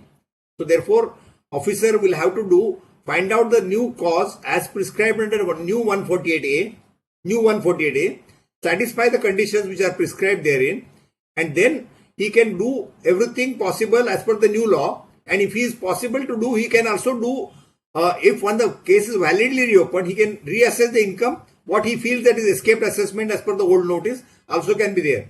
So the decisions are, and the sectional is very clear, that has not been deleted. If the case is validly reopened, then it can be whatever income comes to his notice, including what is he found out is to be filed, can be made part of a reassessment. Can we demand the information available with the AO to submit the reply for the notice? Is AO bound to give it on our request? Because in some cases, we can give reconciliation only if the details are given to the assessee. Giriji, as I mentioned, I think this question is repeated. Supreme Court is very categorical. They have said information recorded has to be supplied within 30 days from 4th May to 3rd of June. Otherwise, that notices have no validity. Otherwise, notices can be squashed and it will go by the High Court decision, earlier High Court decision.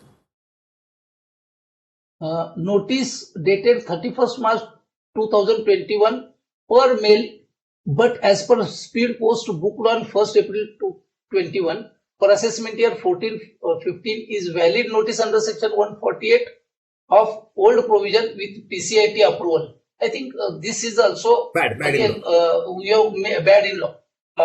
What is mean by asset as per section 149? Does asset means cash deposit or credit in bank account?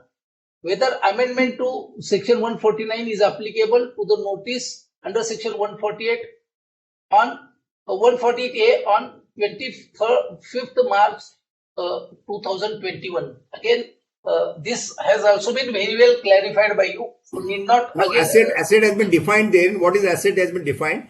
and that asset has to be represented, undisclosed income has to be represented by asset is immovable property, movable property, that has to be disclosed. Expenditure, events, that is not to be covered for the 21 amendment. The notice issued under section 148A before 31/3/2022 for AY 1516, but the notice issued under on 5/4/2022, does the time limit expired for the issue of notice under 149 in above case? If notice is issued up to 31st March 22, it is a valid notice. If it is issued after that, 1516 is time barred. Yes. Because that TOLA doesn't apply to the 22. TOLA applies only in first year. Correct. In case of AY 1516 is selected for assessment under section 147 within the time limit specified in earlier law, will department have to follow new procedure? Sorry, repeat the last question. If case for AY 1516 is selected for assessment under section 147 within the time limit specified in earlier law, will department have to follow new procedure? No, so if assessment is validly reopened under 1516, that is a 6-year period. That is up to 6-year period is 22. March 22, if it is validly reopened, under the old law, that is before 31st March 21, keep that in mind. If it is opened under 148-22, then new law will apply. So therefore, there has to be decided. If it is reopened prior to 31st March 21, old law will apply, and there will only be complete. Assessment would have become time barred now if they have not completed assessment. Because if it is reopened, take a case, if it is 1516 is reopened before 31st March 21, under old law, there is a time limit within which he has to complete the assessment. That time limit is already expired and he doesn't have extended time for that period. Yes. Girish sir, we are already late. So if any important questions, please take last 1 or 2 questions. Yes.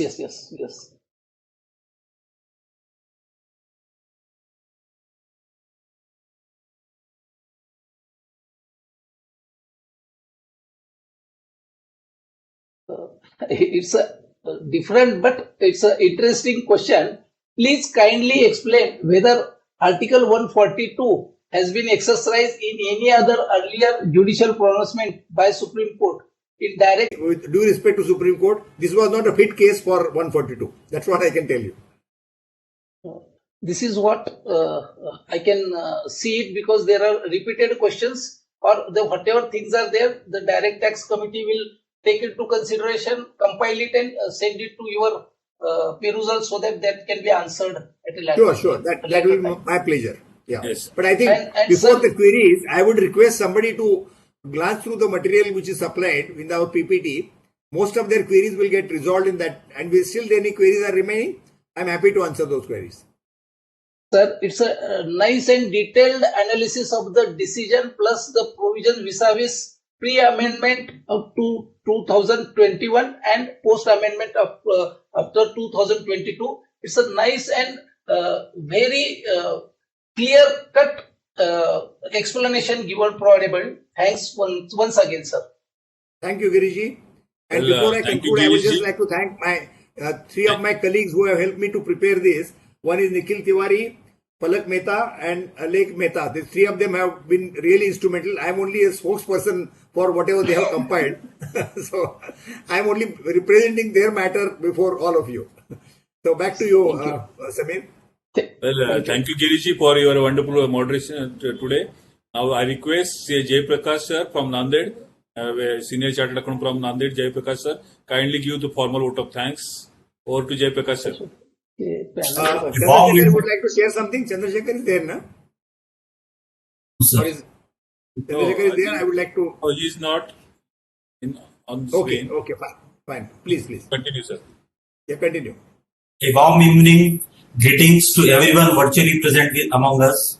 I, CA Jayaprakash Fulor, on behalf of Director Committee of ICAI, is privileged and honored to be part of this memorable webcast. We are sure innumerable open-ended issues under Section 148 of the Income Tax Act 1961 must have found reliable grounds with concrete certainty by witnessing today's webcast. Respected our distinguished speaker of today webcast, Sri C.A. Rajan Vora sir, and Directs Committee Chairman in his absentia, C.A. C.B. Chitle sir, Vice Chairman C.A. Raj Chawla sir, and respected seniors in profession and my professional colleague. I extend a very hearty vote of thanks to the today's speaker, Sri Rajan Vora sir, for sharing his insight and wisdom out of his practical experience and thorough knowledge on his most debatable topic on issues in Section 148 of the Income Tax Act and its way forward after Honorable Supreme Court judgment and CBDT. A wholehearted thanks to active viewers for making the webcast a grand success, their keen participation in the webcast. I thank all the technical teams for arranging this webcast. I thank Direct Tax Committee for giving me this opportunity to propose this vote of thanks. Thank you, sir. Over to Samir, sir. Before we conclude, I have one announcement on behalf of Pune branch. There is regional conference on 3rd and 4th June in Pune on WIRC. It is the first time regional conference out of Mumbai and placed in Pune. I think most of you must be registered already. But if you have not registered, kindly register for this regional conference on 3rd and 4th June of WIRC, which will be held in Pune. With this, thanks. We will conclude this session now. Thanks a lot to all the dignitaries on the dais and all the audience also. Thank you. Good night. Good night.